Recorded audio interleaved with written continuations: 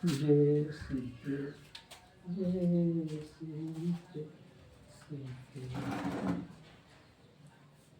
जय श्री सीते। मैं कवि रामचंद्र जानकी शरणदास आपके सामने सिंहासन बतीसी की एक कथा पुष्पावती 8वीं पुत्री की कथा आपके सामने सुना रहा हूँ। 8वीं पुत्री पुष्पावती कहने लगी, एक दिन की बात है, राजा विक्रमादित्य अपने दरबार में बैठे थे।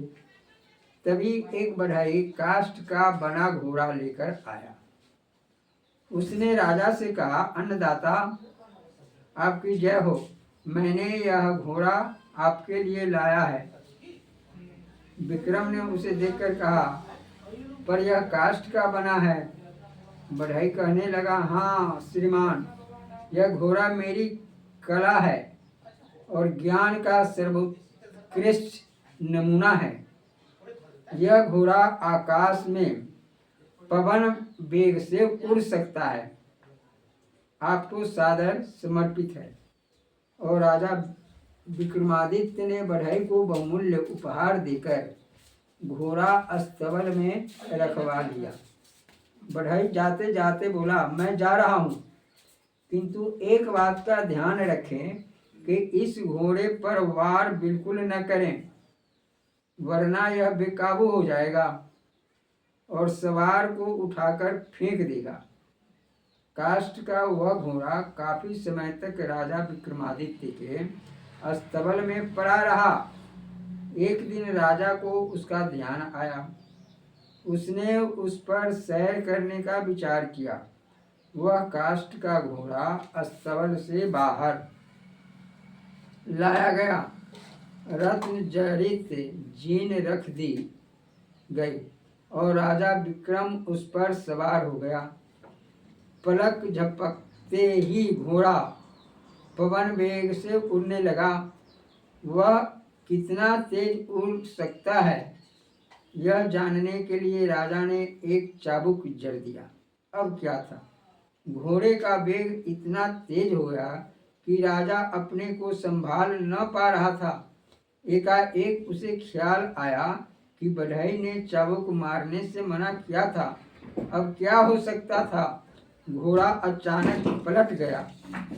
उसका पलटना था कि राजा उसकी पीठ पर से लुढ़क गया। घोड़ा गायब हो गया। राजा आकाश से नीचे बड़े वेग से गिरने लगा। राजा ने तत्काल आज्ञा बैताल को याद किया। तुरंत दोनों आ गए और राजा को संभाल कर सकुशल जमीन पर उतार दिया। जहाँ राजा उतरा था वहाँ पर घना जंगल था। घना जंगल देखकर राजा का मन घूमने का हो गया। आज्ञा बैताल और बैताल दोनों चले गए। राजा विक्रम अकेला घने जंगल में टहलने लगा। अचानक एक स्थान पर राजा रुक गया। एक टक देखता रह गया।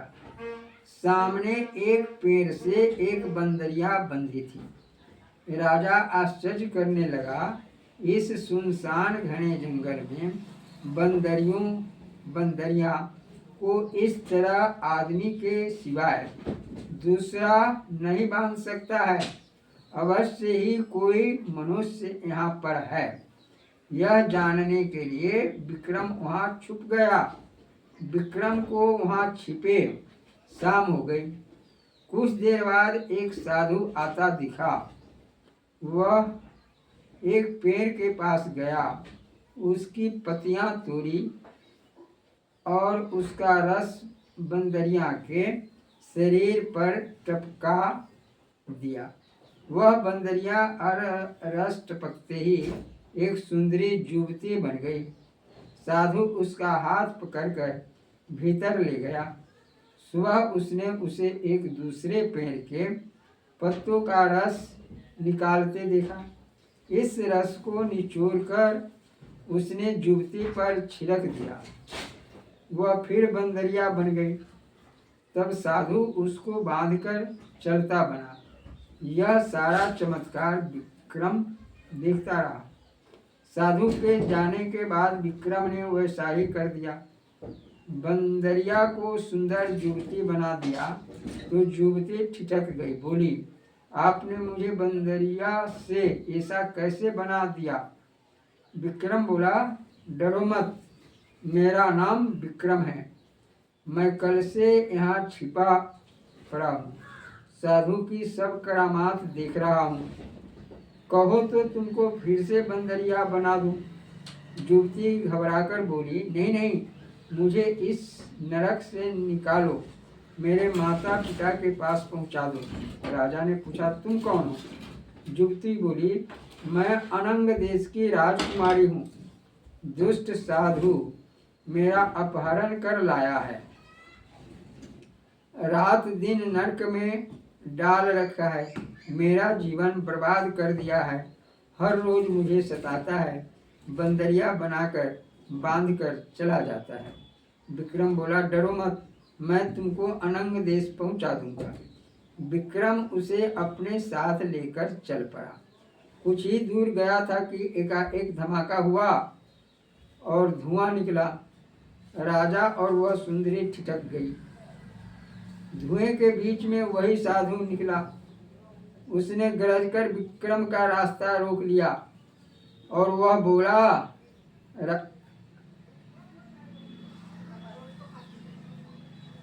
राजा पर झपटा, पर विक्रम ने तलवार से उसे रोक दिया। अचानक वह साधु भयंकर शेर के रूप में गर्जना करने लगा और राजा विक्रम को निगल जाने को लपका, पर तभी राजा ने अपनी चमत्कारी तलवार से उसका सिर काट गिराया।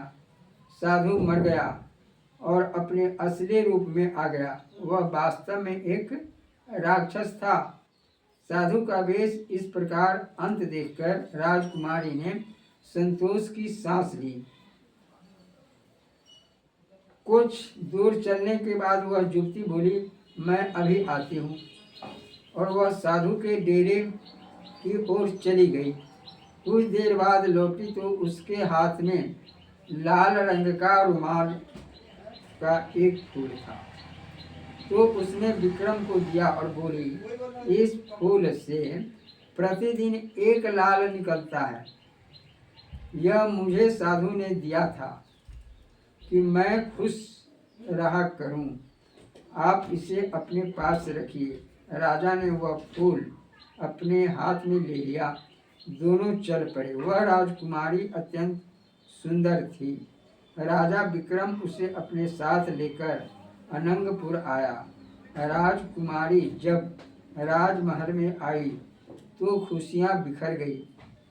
खूब स्वागत किया गया। राजकुमारी ने अपने पिता को सब कुछ बतला दिया। अनंग नरेश विक्रम पर अत्यंत प्रसन्न हो गए। विक्रम ने अपना परिचय न देकर अपने को एक साधारण सिपाही बतलाया।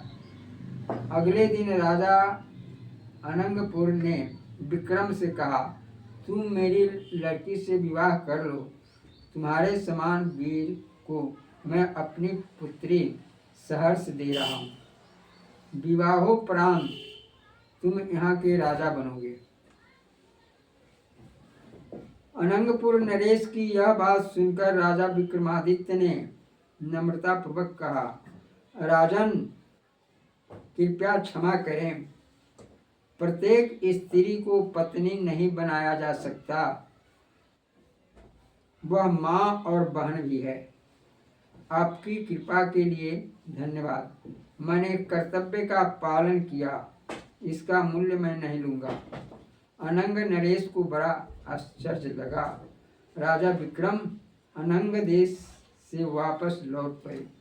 कई दिनों की यात्रा के बाद वह वापस अपने राज्य उज्जैन में आए। नगर प्रवेश करते समय एक बालक की नज़र कमल के फूल पर पड़ी। वह राजा विक्रम से उसे मांगने लगा तो राजा विक्रम ने वह फूल बालक को दे दिया। गरीब बालक फूल पाकर प्रसन्न हो गया और राजा विक्रम राजमहल में आ गए और राज्य का शासन भार संभाल लिया। देखो राजा भोज विक्रमादित्य किस प्रकार चरित्रवान थे। वह स्त्री जाति का बड़ा सम्मान करते थे। देखो राजा भोज विक्रमादित्य किस प्रकार चरित्रवान थे। वह स्त्री जाति का बड़ा सम्मान करते थे। क्या तुम इस प्रकार कर सकते हो?